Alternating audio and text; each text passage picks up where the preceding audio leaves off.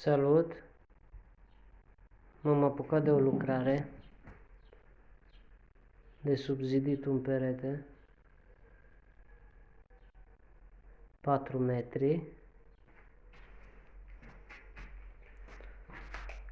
Am început să sparg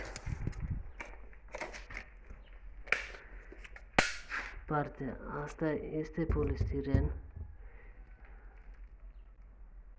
dincolo este o cameră locuibilă și am hotărât să las polistirenul, să nu fac mizerie și pe partea aia. Peretele grosimei de 50.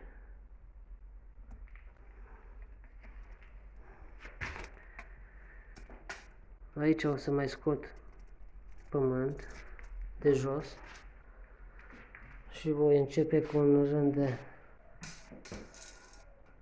bolțar jos ca fundație, vin cu folie de izolat și apoi voi continua cu două rânduri de cărămidă.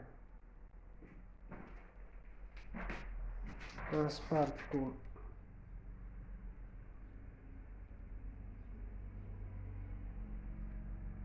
picamărul de la Steinhaus. Vi l-am mai prezentat, undeva la 300 de lei. Îți faci treaba pe lângă casă.